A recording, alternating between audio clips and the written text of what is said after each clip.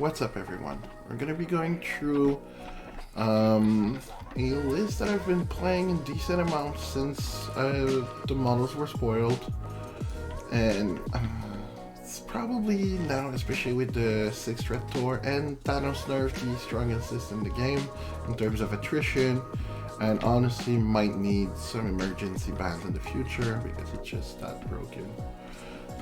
So we're gonna be looking at everyone's favorite leader that everybody forgot exists, Shadowland Daredevil with Criminal Syndicate, right? His leadership is very strong. Getting an extra reroll on all of your attack dice as long as your opponent is holding or contesting an objective is very strong. We're pairing him with Winter Soldier and Mephisto as our kind of like core, right, which is 12 threat. It is affiliated Criminal Syndicate, and even if you were to splash a lot, you would stay affiliated because of Bucky being Rogue Agent. But honestly, you kind of want to have as many Criminal Syndicate models on the table as possible because of the most broken card in the game, all according to plan, which lets you steal priority, but you need Criminal Syndicate models to bring. So here I've set up already the kind of like core 19 threat setup of the list. At 16 you basically cut Zemo, and then like the other models come in for like specific scenario situations. We're gonna go through them a little bit after. But yeah, these are like your core models that you're gonna be playing most games. So it's Zemo for his reroll and good offensive output, Mephisto, the Wrecking Crew, because they also leverage Shadowland's leadership extremely well by just outputting a lot of attacks, Bucky, and then Shadowland himself. So the list really tries to leverage Mephisto's kit to table your opponent, basically. So for now, the list that I'm presenting here is going to be under the soon to be rotated or rotated by the time you look at this video setup.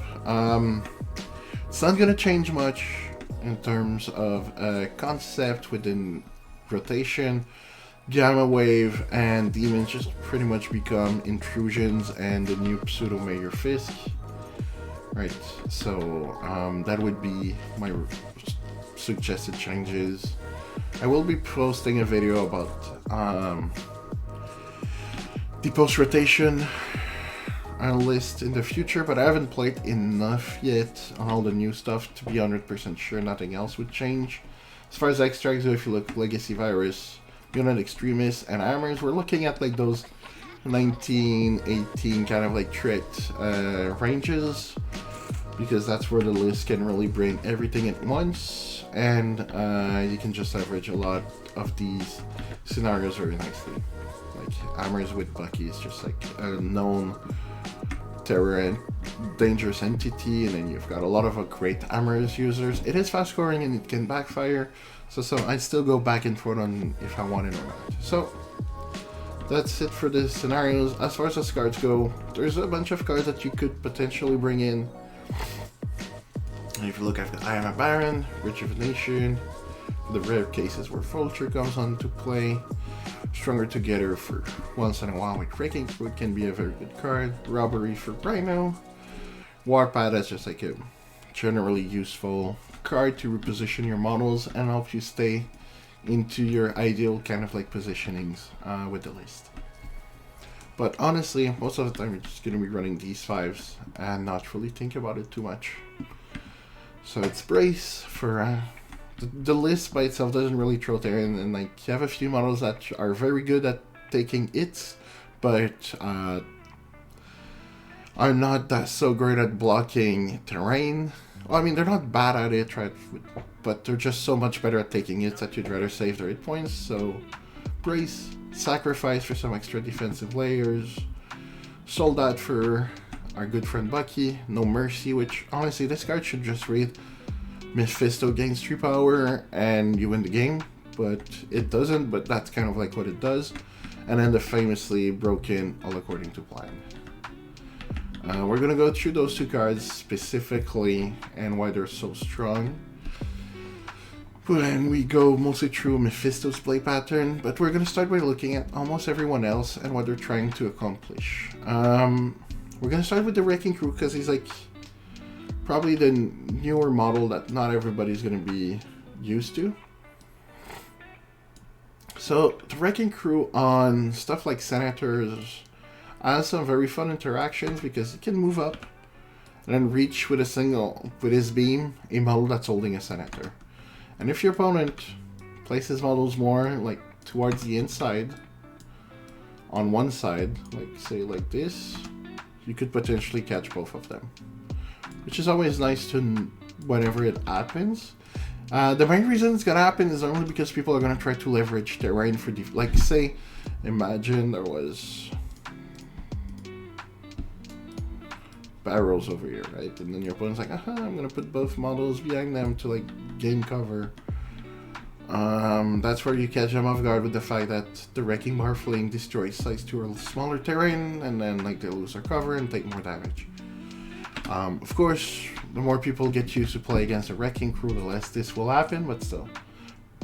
Even then, brain farts happen and whatnot, and you might still catch your opponent off guard. No matter what though, like being able to generate the power with the Wrecking Crew in the first round can be very, very good. If you end up doing this though, you have to take note that you're not going to be in range of picking up the Senator. If you get a double beam off, you can potentially use those 4 powers you would be at, right? Because they start at 2, which is very important. So you can potentially get up to 4. If you get to 4, you can use Bulldoze to potentially go reach a different Senator, right? Which isn't, or sometimes just like bump into someone to finish them off if you spiked and left them on 1. Or sometimes you're just gonna hold on to the power because of all according to plan. Alright, the other thing that the Wrecking Crew might be used for is simply being a jumping point for Bucky, because they do have the large base, which makes it very nice in terms of like positioning. You can be very far up the board if you need to with Bucky this way. And when I say very far up the board, I mean you're reaching their back point if they sit anywhere on like the front side. Sorry, I'm a little bit sick, so hopefully I'm not going to be dying during the video. But it is what it is. So yeah, you can reach very far if you jump off of the Wrecking Crew, which is always nice. And it's something else that they might be used for. It's a little bit tricky to explain the exact sequencing you're going to have on round 1 because it's very reactive. But your main goals are going to be to enable Mephisto and Bucky if possible. But mostly Mephisto, making sure Mephisto is in the ideal spot that you want. A few important things to know before we move on is like you rarely want to use Shadowland as your jumping point. It doesn't mean never, but rarely, because if you do, it's gonna leave Shadowland over here, which is kind of like, you know, a little bit far for the following round in terms of distance. And you want him to be able to impact the board because he's like a surprisingly good damage dealer as long as he gets to attack. And you don't have to worry as much about him randomly getting dazed when he's got Soldat cover. But like if you used, say, Wrecking Crew, right, as your jumping point, it means you could have Bucky setting like somewhere around here, maybe pick up this Senator. And then Shadowland could, at some point, just double walk, go pick up this one. And then for this one, you could have, like, went with the End Ninjas, picked it up, and then given it to the Wrecking Crew. So that would cover all 3 of your Senators. For your side of the board,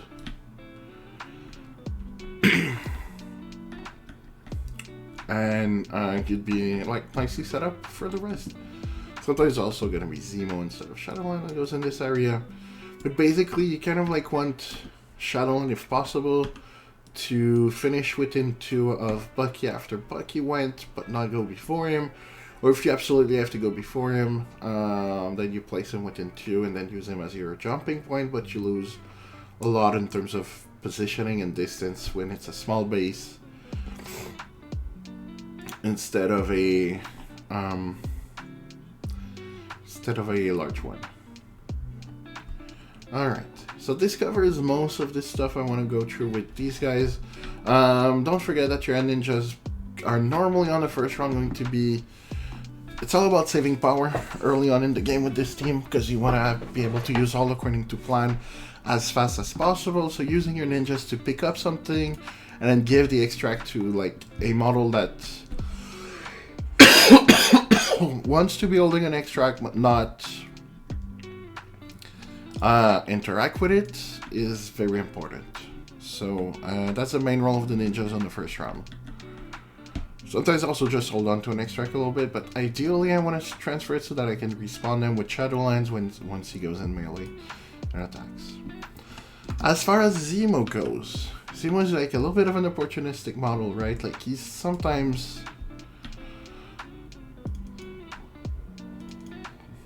going to, you know, play a little bit of the grab some extracts role. Especially on Senators, sometimes it's going to happen. Because you have to react to what your opponent is doing, right? So it's part of your pseudo-pass activations, right? Just like Shadowlands and the Wrecking Crew. The only thing is, the moment Bucky can move and shoot someone, just do it. Just get it out of the way as fast as possible.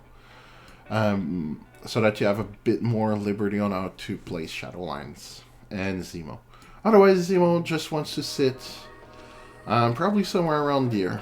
I'm guessing, if we would like to look at this board, probably around here, so that he affects everyone with his strategic genius reroll, and he's ready to enable Mephisto. As far as Mephisto goes, we're going to be looking at a few things. So what's cool is if your opponent doesn't respect the danger of Mephisto and goes to the midline, going to be able to walk once with him and then use his superpower known as How Can I Be of Service to place within 1, which we're just going to showcase what it looks like when it's placed.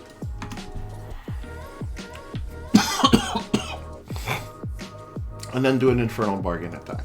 On the first round, your main goal is to get to 3 Devil's Token if possible.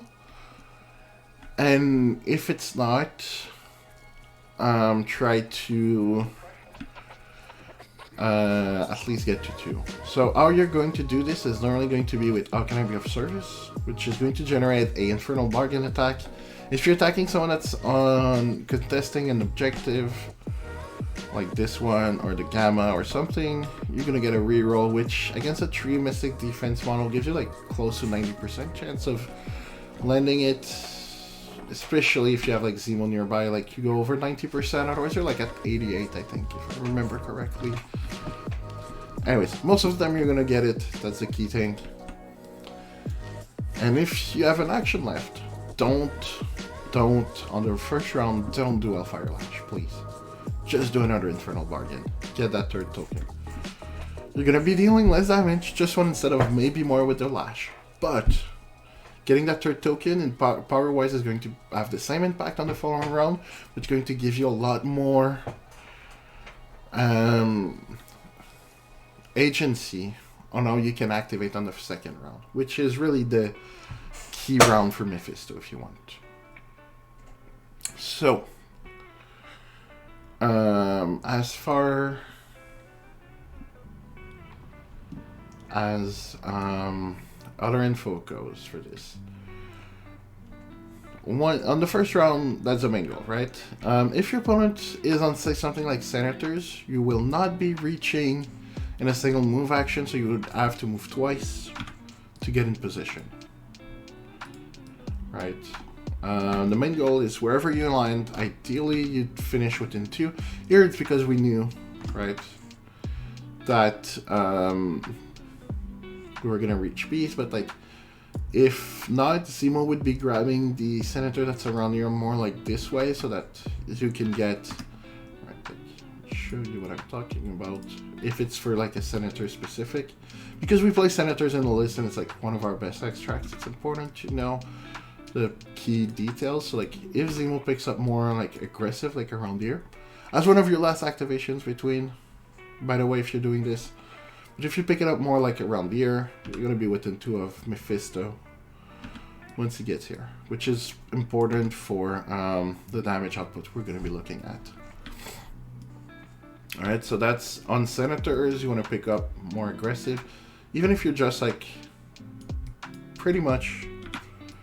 Just don't forget Mephisto can also place within 1, but like if you place like centrally like this, you even have some room, so you can really, you don't have to go that far out, right? Just like basically the trick I would give is try to have the center of your base, like your base needs to be mostly with where the token is, right? If you look at it, like this is the line of the, this is the line of the token. You're just barely behind it, and you're touching. Depending on where exactly they place, so like if you don't want to take any chances, my rule of thumb is just go like straight across, and you're gonna be safe. And that way it even gives you like some leeway, because you can also go potentially on the other side, right? Depending on where they placed exactly, but like if they placed over here, you probably reach over here also, right? Boom. So if you place like this, with Zemo, you're going to be covering 2 of them. So yeah, as I was explaining, if they went to the middle, you get 2 attacks. Yeah, otherwise you get 1. In all cases, you want to try to get Zemo in range to give you a reroll if possible. Really get those really high odds of getting the tokens in.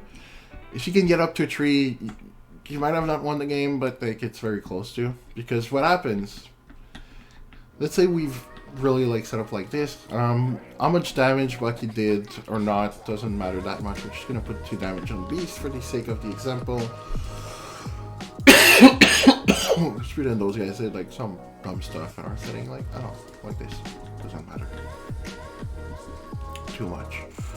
So let's say we just dealt 2 damage to Beast with this, and then we go for our power phase on the following round. Right. Mephisto would get 3 extra powers from having 3 tokens, which would put him at 4 power. You need 5 to do a beam. Just to put things into perspective. And if we look at power for if we really needed to steal Pariah, we would be able to. Because we have 4, 4, 2. Which ideally you don't need to on the second round. We're gonna go through this in an instant, and I know I'm showing this year, but like due to the recent changes to you know, the Thor nerf and stuff like that, probably gonna end the disappearance of 15 crit coming up.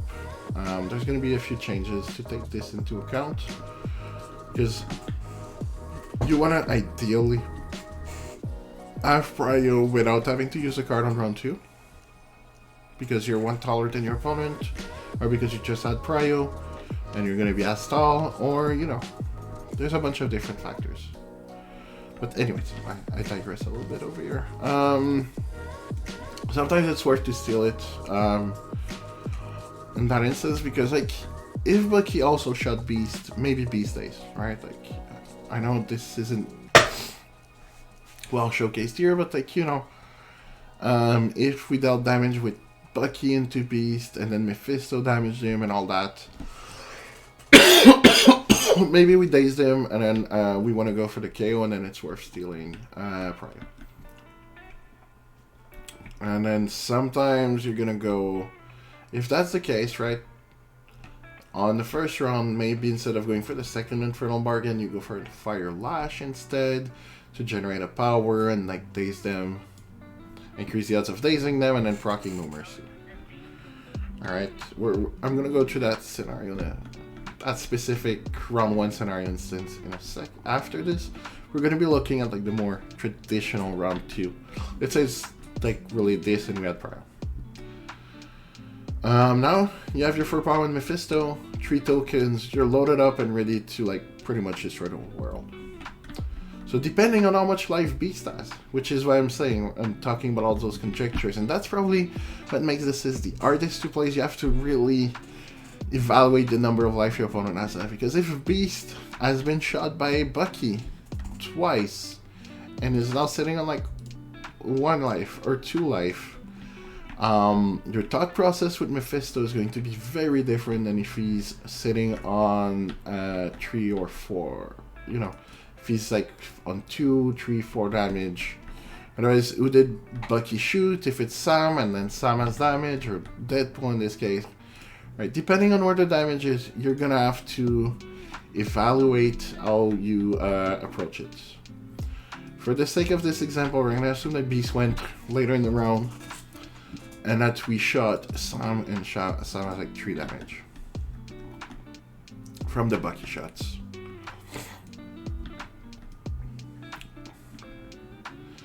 Alright, we just have to like make an example, because like that's where it gets tricky with Mephisto, and hopefully I'll have time one day to do video recordings and play this list and get some actual in-game examples, because like that's where the whole fun of playing Mephisto gets in and how it becomes really tricky. But if we're looking at something like this in terms of situation, what I would look at doing would be trying to find a way to those 2 models with Mephisto if possible, and then hopefully other people in during the turn, but at least those 2, and then use according to plan to steal priority. So as like, we're just gonna go through like some averages and some examples, because of what the round 2 can look like, and why this list is so fun to play, but at the same time kind of hard, because that's where the whole nitty-gritty gets in terms of like these interactions. And then we're going to cover some of the defensive layers and why the list can be so annoying to play into, which mostly comes down to Bucky, Soldat, got your back, the leadership, and then the ninjas and Shadowline being like extremely obnoxious with Mephisto. Alright, so assuming we're positioned something like this, what I would look at doing with Mephisto is like am I within 3 of him? The answer is yes. We are within 3 of Sam. Which opens up some interesting decisions. That's also another thing to note when you do your plays off of someone. I did it more towards this side, but you can always look to try to, don't forget it's anywhere around the base. When you do how can it be of service, you can always exploit this to land some interesting angles, to say the least. Right?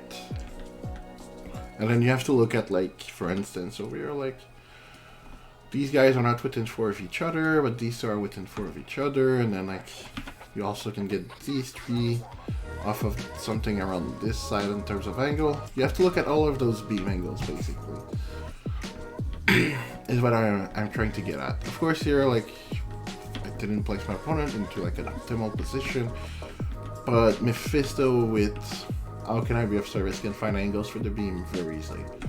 And you might be wondering, but why do you keep talking about the beam? You don't even have the power to do it at the moment. Well, yes and no, because we have no mercy. So that's where it gets very tricky. Like for instance, because I'm already on 3 tokens, and Sam is very close to dying, I would be very tempted to just start my turn by rolling, spending a power, spending a token and doing a Devil's Due into him. Right, just gonna roll it for the sake of showcasing what's gonna happen. You're often gonna deal, so on average you're gonna deal 1 damage with this, because it's only it's that deal damage. You're often going to roll like a wild. If you get 2 damage, then it's insane. If you don't, it's not the end of the world. But here's you roll 1 hit, 2 wild. So with that specific roll, Sam would take a damage and lose 2 power. I didn't give power out, but like he probably is sitting on a few by that time. So then that would give us 2 power back. Assuming he has to. If he has just one, then so be it. But now that he's on 1, and now we're back to only 1 token, we could be spending 2 for How Can I Be of Service if we want to get in range of him. That could be an option, right? Another option to consider is simply taking out Beast and then finishing off, but I would personally be tempted to go with the How Can I Be of Service at this point.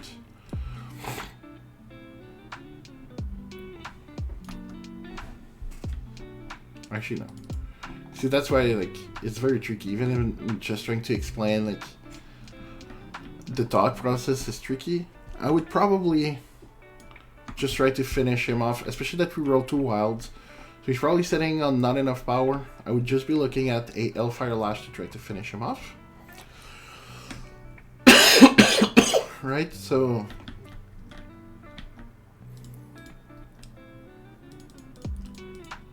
because we're rolling 6 dice into like 3 to 5 defense dice, right? I'm just gonna look at the averages. Right. Let's also give ourselves 1 less power, assuming that we roll only 1 wild. Because you're often gonna end up with like 1 wild, 1 damage on the Devil's Due. That's like the most like standard outcome, right? But like you still have to take into account the actual roll, because sometimes you just generate extra power, sometimes you don't, and then it's gonna open up different possibilities. But if we're looking at the gainer into Sam,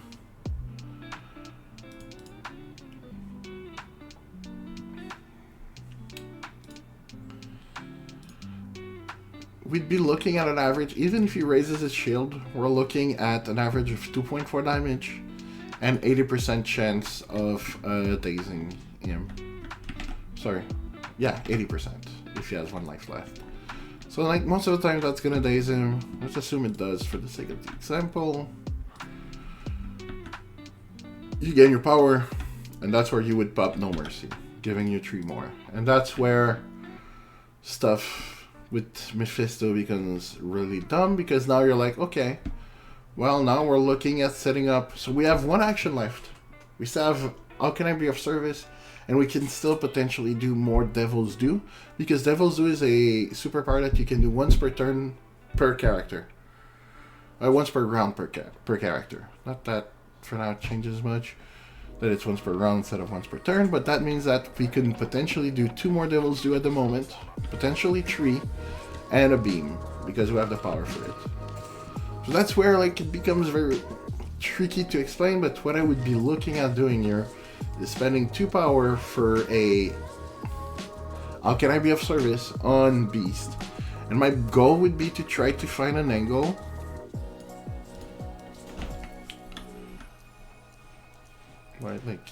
where I could potentially beam all 3 of these guys, for instance. That seems like a pretty good option. Or maybe I want to go, I would just go after Ghost Run. So you see, we need to end with our base somewhere around here. So that means that when we do our How Can I Be of Service, we will position somewhere around here, ideally.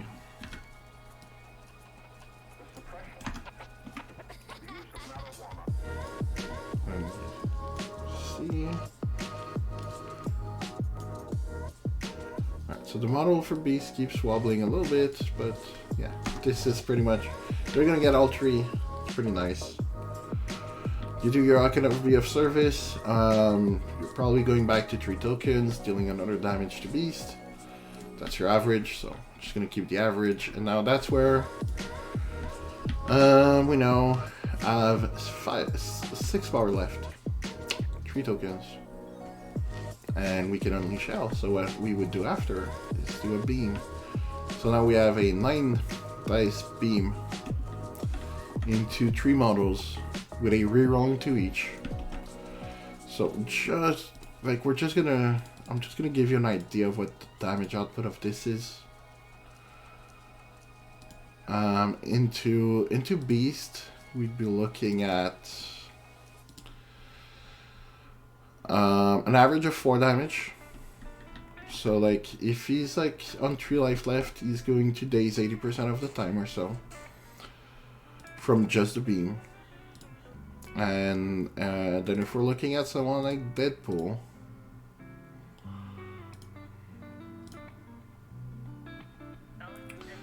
we're looking at an average of 4 damage, which would on average daze him, right? So that's the average. Of course, sometimes you're gonna leave them on 1. Let's say we leave him on 1, because like 60% of the time he's gonna daze. And then into Hulk. Into Hulk, we're gonna deal a little bit more than into Deadpool. So let's say we would be 4 point something. Let's say 4. And then for everybody that survived, we give them Incinerate. In this case, Hulk is the main one we were looking at getting the Incinerate into.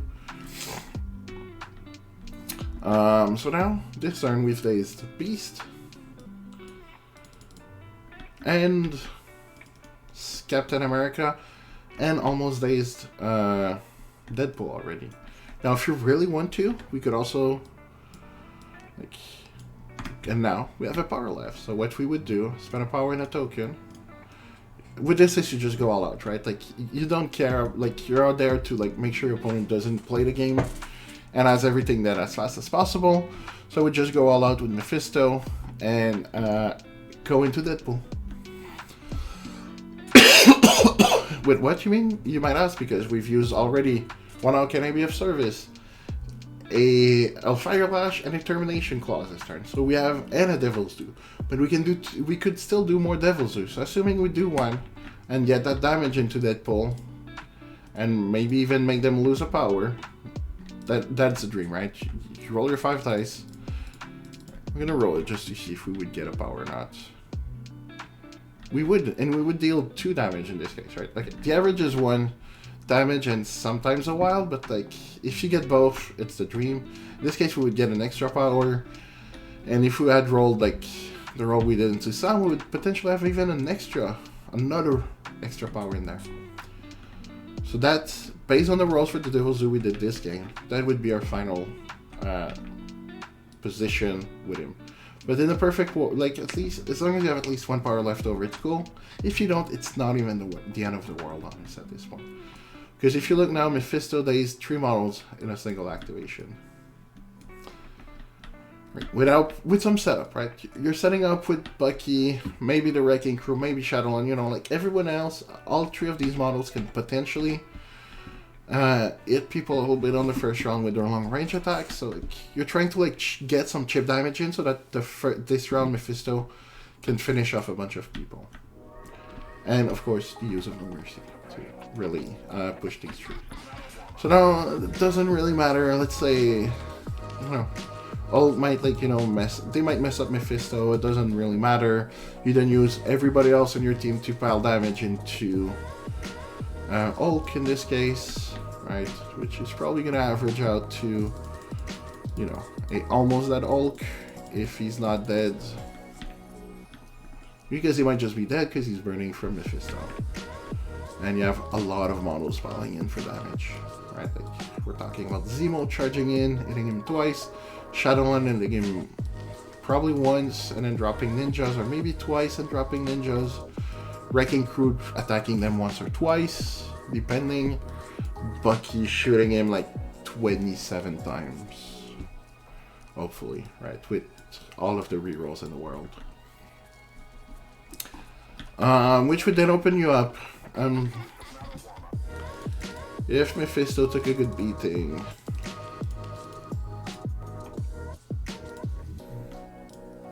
we might be looking at something like this in terms of power for the next round. Right, assuming they did Mephisto and you didn't get to do too much damage with everyone else. You'd still be looking at a 10 power Mephisto. But this is something along those lines, maybe power wise. I'm shortcutting because that's not really the point, but like, if you're looking at this, then and you would have and then your opponent will normally have prio, right? Because, you know, you these 2 of the models in the previous turn. But they don't, because you just spend like 3 power over here, maybe 3 ears, so that's 6, 7, 8, 9, 10. And then you get to go with a 6 power Mephisto with 2 tokens to clean up house. Which, if you look at something, if it's literally something like this, it's not that hard. You can probably just go. I'd probably just look at going like, how can I be of service over here? And then like do a Hellfire Lash. Because if you do how can I be of service, it's 2 power. You go back to 3 tokens. You do a gainer into someone. Maybe Hulk if you really want to make sure he dies, and then you just like beam both of them, KO Hulk and Beast, for instance, this round.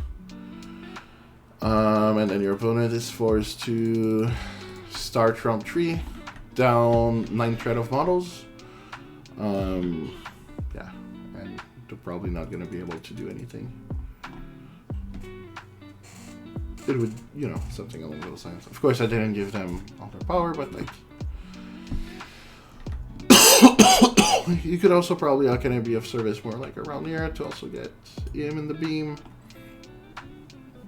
And Hellfire Lash to finish him off, plus Beast. Right, because your average into Beast is going to be...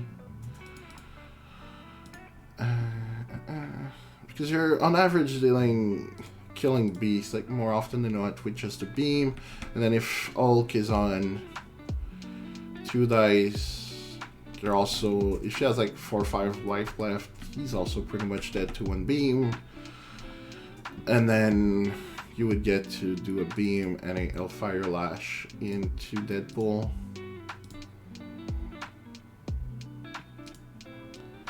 Which should also, on average, kill them.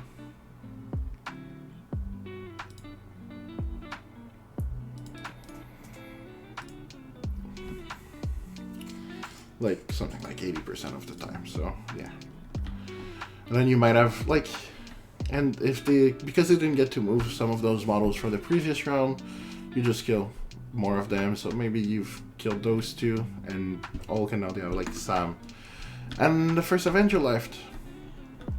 Of course, there's a lot of variables here. We're also gonna go, that's if you have Fryo. If you're in a similar situation, right, that's what we had in the beginning, but didn't have Fryo,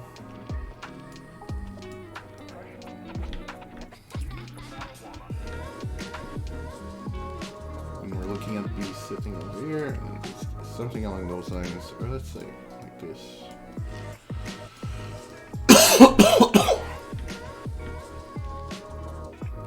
Alright, something along those lines. If you don't have Fryo, but you manage to get all of your tokens on Mephisto, you know, instead have access to your defensive output with Mephisto, which is interesting because Mephisto himself is pretty fragile, but as long as you have Shadowlands and or the ninjas in range, and then like if we're looking at like something similar to what I had done, say Bucky managed to deal 3 damage into like Sam, and then we dealt our 2 damage over here.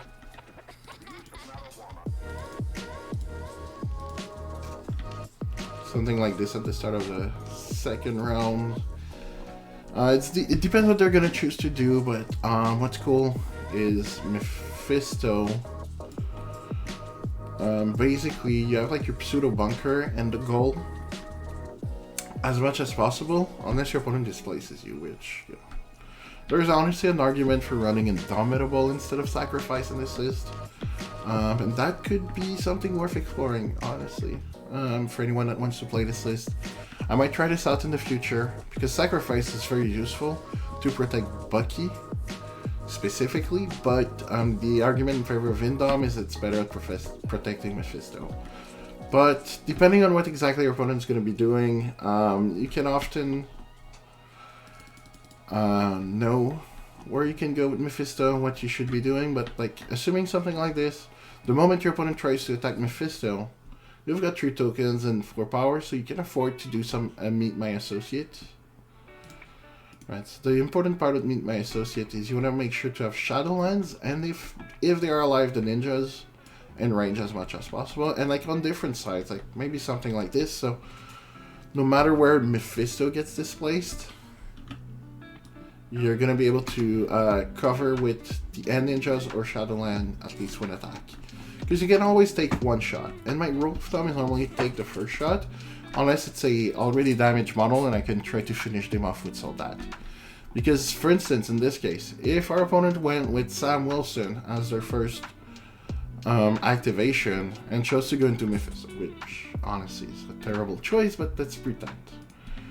Then, on the first shot, I would definitely bring Shadowlands Daredevil in. Then I would put him probably base to base with Mephisto like this, so as to prevent the potential push. This would put me within 2 of Bucky for the cover. Of course, he ignores cover, but whatever. Then he's gonna throw his shield. We're gonna be counting blanks with 4 dices, and if you can be in range of Zemo also, it's even better. Which is why we're looking at this kind of like bunker, if you want, that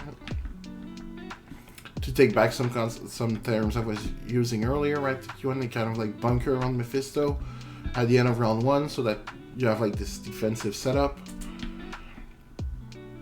Or if they go after Mephisto, nothing good's gonna happen. Because now, for instance, they went after Mephisto. We called in Shadowland. Shadowland takes probably no damage. But then we get to trigger Soldat. And then with Soldat, we can potentially daze the Beast or Sam, or in this case, probably even, yeah, pretty much anyone in this team that would have attacked could get shot back if they didn't move from where they currently are sitting. And then we get to make that very sad, basically. If they go after Bucky, which is the right choice, that's where, depending on the power on Bucky, if we have 3, which is the dream on round 2, we can potentially sacrifice into Mephisto. And that's one of the reasons I like sacrifice. And then shift it to Shadowlands with the Meet My Associate, so we bypass the restrictions on sacrifice, right? That you cannot add additional defense dice or modify your dices. This is all bypassed because you're now redirecting the redirect, right? It's no longer sacrifice, it's now the Meet My Associate. So you can use this also to move models around. That's using a lot of layers, so only do this if you need to move Shadowlands closer, and if you think that you're going to daze the model that's doing the attack through this combo. Because otherwise you can sometimes just sacrifice into Shadowlands if he's in range, and then just get the Soldat attack off. But basically, yeah, sacrifice is your Bucky protection card. And yeah, whenever you use Mephisto's Meet My Associate, you always want to prioritize taking the End Ninjas or Shadowland as your targets, as they're both legal, as long as one of them is a legal option. And then it's going to depend partially on Bucky's power, and do you want to get Shadowland closer? And are the ninjas on the table? Because if the ninjas are not on the table, it's easy. If they are, sometimes it's better, like if it's a very nasty attack, just send, or like one that has like very nasty conditions, send it into the ninjas. If it's just damage and or like, you know, something that Shadowland doesn't care too much about, just send it into Shadowland. Or if the model is, if Bucky's power doesn't let you do Got Your Back, like say you're on 2 power, then you would be incentivized to go for the Soldat counter over the Got Your Back, because you don't have the power for Got Your Back. Right, because Soldat costs 2 to do the counter, and Got Your Back costs 3. Of course, if you've got the 3 power, you have the option, and then like if your opponent's like, you know what, I'm just gonna ult smash you, you're like, you know what, that's gonna go in the ninjas, because I'm not dealing with the stagger and the throw and all that nonsense from my Hulk smash. Just send it into the ninjas. The ninjas get blown up. Bucky gets his spend 3. Do his Got Your Back. On average, mess up Hulk a little bit. Especially with Zemo. nearby. With Zemo nearby, you're gonna be doing a surprising amount of damage, even into Hulk. Especially that, like, you're gonna have like 53% chance of getting a wild, which is also giving him bleed, which is an extra damage at the end of his activation. So like on a got your back, you're gonna deal 1.5 damage on average, and then if 50% of the time you're gonna deal another 1.5, which goes up to like 3-4 damage with the bleed. Right, which is a very nice, like, just to give you an idea, 47% of the time you're dueling 2 on a single shot. So like if your 3 damage is like a nice, it's pretty much what I would expect. If I've got double rerolls, 3 damage, it would be my expected outcome. But because you expect something, keep in mind, the variance is still pretty big. Right, even with the 2 rerolls, you still have a 30% chance of dealing 0, so don't go like, oh geez, I dealt 0, I'm unlucky. Like 30% is a real number, so it's far from being guaranteed to be prevented. But yeah, so you take into consideration this, and then you basically mostly want to focus on these defensive layers, and Bucky just continuously shooting to like make it so your opponent's gonna find his life very awkward, because some of his models are already damaged, and that damage from Bucky doing the got your backs and whatnot is also going to help Mephisto set up for like a lot of his skills, because the more of your opponent's model are low on life, the more models Mephisto is potentially dazing or KOing in a single activation, because of the nature of Devil's Due, Infernal Bargain, and all that.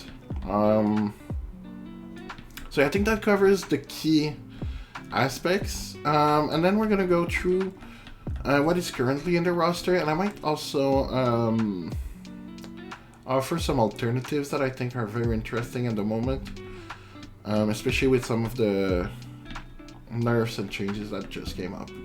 So this is the roster as I've ran it recently. I think most of the picks are kind of self-explanatory. Namor is like your Baron Zemo alternative. He's just 5 threat instead of 3, so depending on threats, sometimes you're going to favor Namor. The other very relevant aspect of Namor is because of his ability to ignore damage reduction.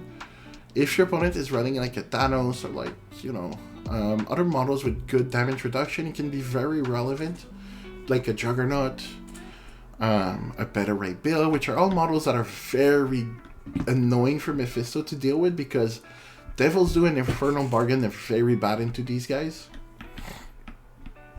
That's when Namor becomes very important. He also gives you a safe extract play, so if you have Prio and you think you need the safe extract play, you can always go with him for this, but in general, it's really not what the list is looking at doing. We're pretty much looking at tabling your opponent. Rhino is your, whenever you're forced into a wide secure and you need the extra mobility, or like a pay to flip or something like that, we're going to need to be able to move around the map more. Rhino is a great 4 threat for this. It also gives you a big torrential, and this is a robbery, so like if you're forced against teams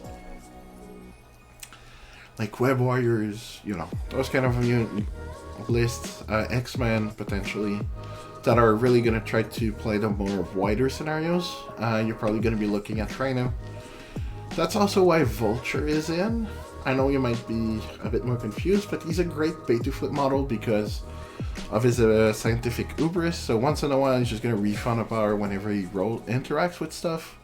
So he gets to maintain a decent level of power generation, which is relevant because even if you're playing on a pay-to-flip or something, you're probably going to be looking at using all according to plan at some point and win with it. So you're still going to be looking at it. The main thing is whenever you play on a wider scenario, that's where Bucky gets left out.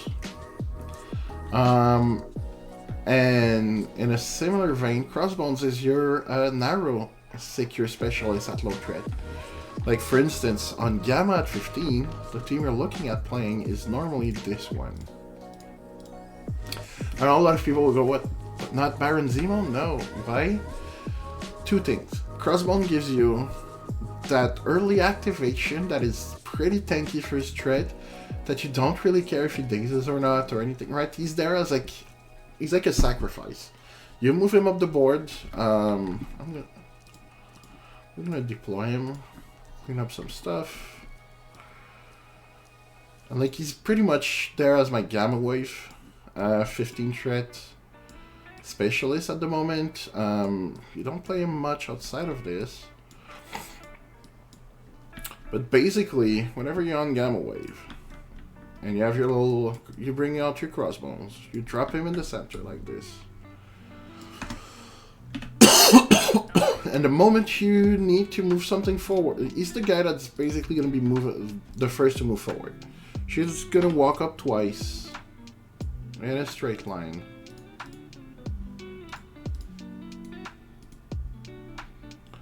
And if you move twice in a straight line towards the middle, you're going to reach it. So now you're on the objective with a pretty tanky guy that, honestly, he's happy to take damage and feed all according to plan. And then he's got a great beam, right? Which, of course, beams with Shadowland leadership tend to be very strong. So he just like works nicely with the leadership. But he's pretty much just there as like an extra all according to plan feeder. And that's why like the roster is built the way it is. You really need those all according to plan models. One thing to note, in this version I do not have Loki Prince of Lies, but I think he's a great model for the list. And is definitely someone that, if you're not keen on playing Vulture, you can just run him in your 10 instead, probably. And what Loki opens up is some neat interaction with Mephisto. Right? The main one being, he's pretty tanky. But also, if you place Mephisto 2 forward with Go Fort, you now open up some very nasty threats for Mephisto on stuff like Senators, for instance. If you were on Senators, you'd be able to move up and get in how can I be of service range after a single move action, even on someone that's holding a Senator backwards. Same thing on like a B shape. You could be able to reach some of those like further back points if you need to. Which could be very relevant into stuff like Web Warriors, basically. So it could be a Web Warriors kind of like answer. And then if you were to run this, some of the key threats would become, right, we're assuming this is low-key for threat counting purposes, okay? So that becomes 14 as your core with this. So at 17, you can also run like a Zemo or a Bucky, depending on the shape. And then at 18, you could run Wrecking Crew. And then 19, where you could run Namor, Mephisto, Shadowland, and Loki as a potential option. He's also fairly tanky, so he's a great model to... Actually, I'm talking about this and I'm gonna redo this because I think he pretty much replaces... As we're talking about it, I'm pretty much convinced myself that he's the answer. Especially now that, like,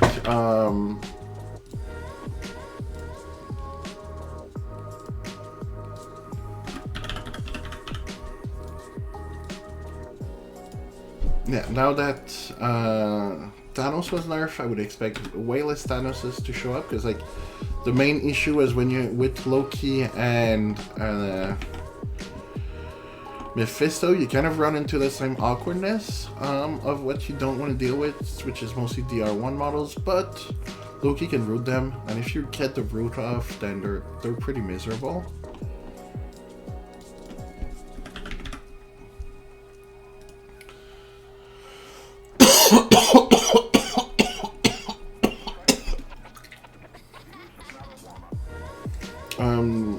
So yeah, the updated roster with this change that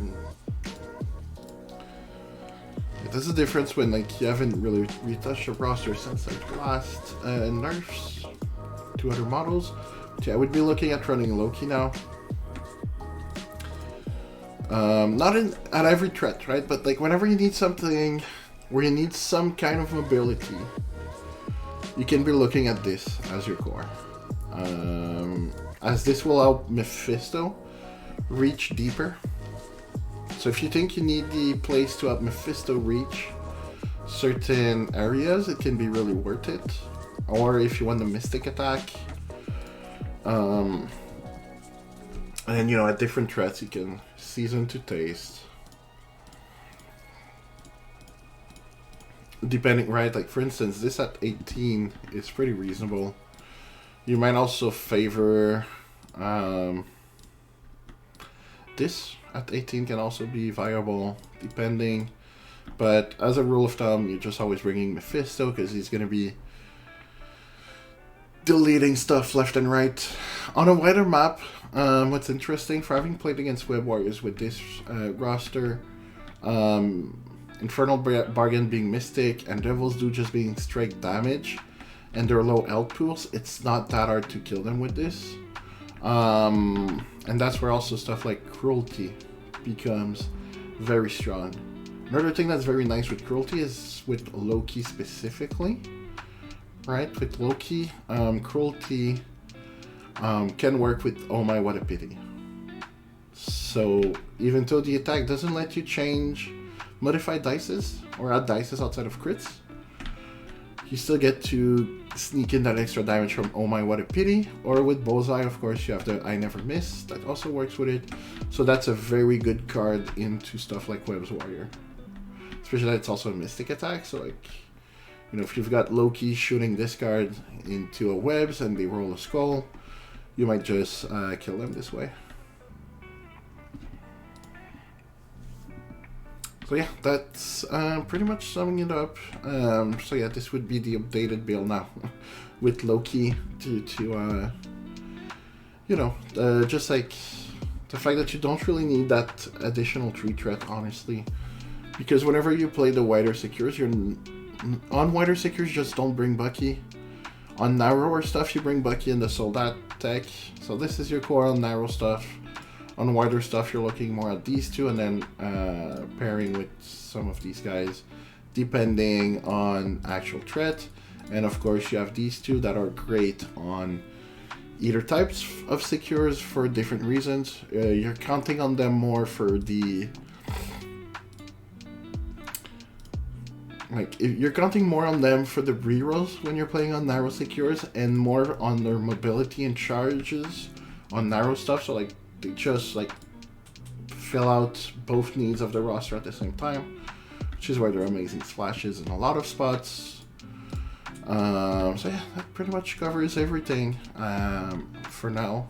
I'll try to get some videos in the future with games, because I think the play patterns with Mephisto are so tricky, right? Like, I tried to make an example, and I think it showcases why it's so tricky, because you really have to like take into account all the different factors, and really the main thing is reevaluate everything every time. Like, every time you do Devil's Due, reevaluate what you're going to do after based on what happened with it, because normally you're going to deal a damage, and often you're going to make them lose a power, but it's not guaranteed.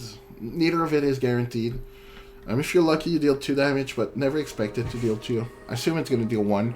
If you deal 0, you can maybe feel it's a bit unlucky. But then again, it depends, because like, I've had times where I've rolled 0 damage, but 3 wilds, and I was like, you know what, I'll take the 3 power and convert it into a Termination Clause. Termination Clause also just like applying Guaranteed Incinerate on everyone is just such a huge damage multiplier for models like Bucky, who like just output so many attacks. We haven't really talked about Shadowlands yet, so let's just do a quick. So the thing with Shadowlands is a lot of people will go like, oh, it doesn't deal that much damage, and it's not entirely false, but it's not entirely true. The thing is, like, often your ninjas are going to be gone on round 1 for giving extracts. So your goal on round 2 is being close to Mephisto for How Can I Be of Service? Outside of that is like punching someone, getting those ninjas back on the board as soon as possible. It's like often his round 2 is going to be something like throw a baton and then do a coordinated strike, right? Which into like a model with 4 defense, because like right? Like I said, Thor was the main thing I had to worry about with this list. For most of the time that I've played it. And into like blind, like just a model with 4 defense, no special tech or anything, just like a raw 4.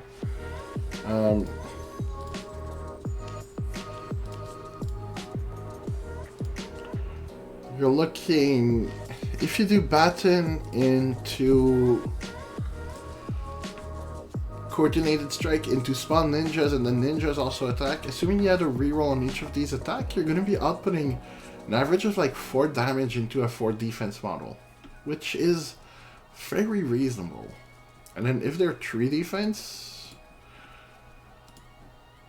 you're looking at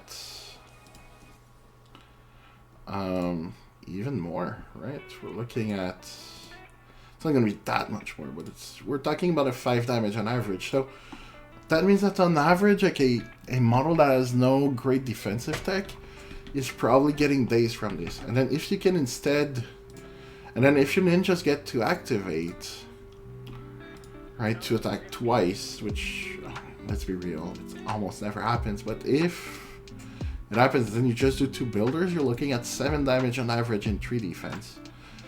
And into 4 defense, so we're talking about like, you know, a Thor, or, you know, even into Namor, right, as a defensive reroll. If you can get a builder, so Coordinated Strike, with the Ninja Spawn, into your spender, which is something that's going to happen surprisingly often, because the spender costs only 3. So it's not that hard to reach in terms of damage output, especially when you're like constantly sending him to take shots through Meet My Associate, right? So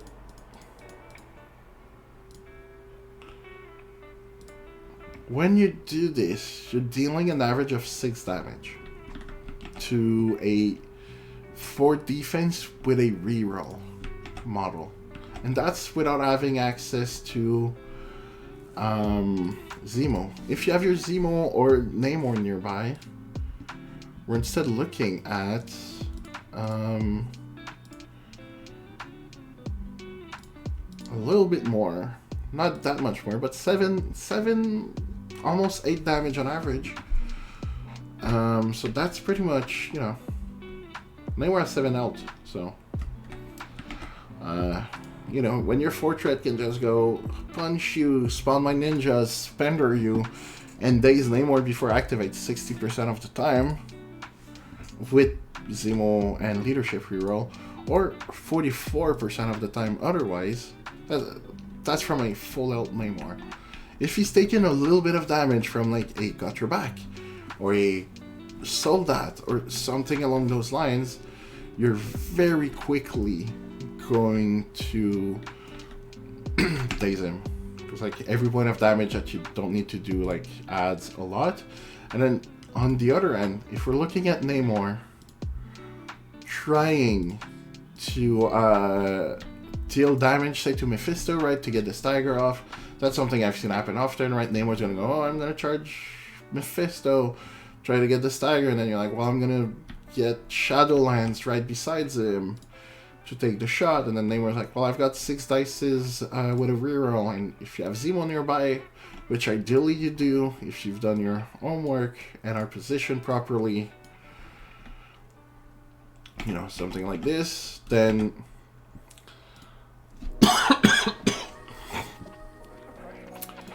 you're gonna take 0 damage from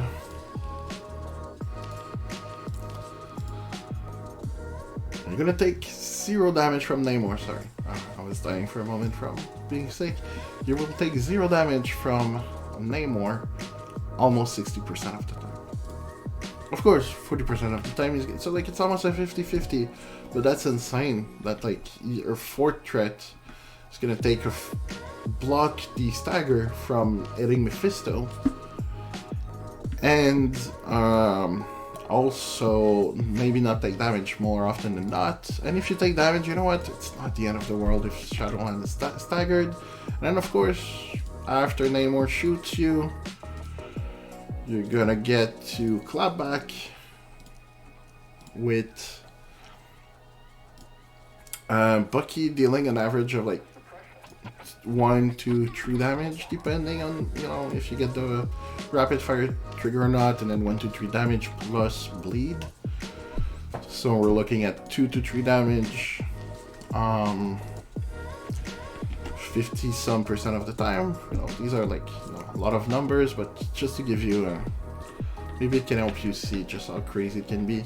And of course, if Nightmare's taken 1, 2, 3 damage, 1, 2, or 3 damage from this, even if he like Spender's Mephisto after, we don't care. We might just send it into Shadowlands again. We might just take it, because sometimes you just... That's the other thing, right, with Mephisto. I didn't mention it earlier, but I'm just gonna re-emphasize it because it's very important as we're finishing this this overview. You don't always want to use Meet My Associate if you're full life. You're often better off taking a shot here and there, because like if you take like, unless there's like very crippling conditions, like, you know, stagger from Neymar doing his Imperious Rex attack, right? Outside of these kind of things, you're often better off just taking a bit of damage, because then that means you've got more power to play with on the following round, on your following activation. So that's the other key aspect when you don't have Ryu. You don't need Mephisto to be full out when he activates, you just need him to not be dead and or staggered and or shocked. Those are like the main things you want to avoid. Everything else is kind of fine. You don't really care, right? Like, oh, you dealt 4 damage to me, cool. I just have more power to daze 2, 3, or 4 of your models with. Because if you have enough power to just be able to do How Can I Be of Service into a termination clause, because you took, say, 4 damage and used only 1 token for Meet My Associate, right? Because just remember, if you start the round with 3 tokens, even if you were at 0 power, you're gonna have 4.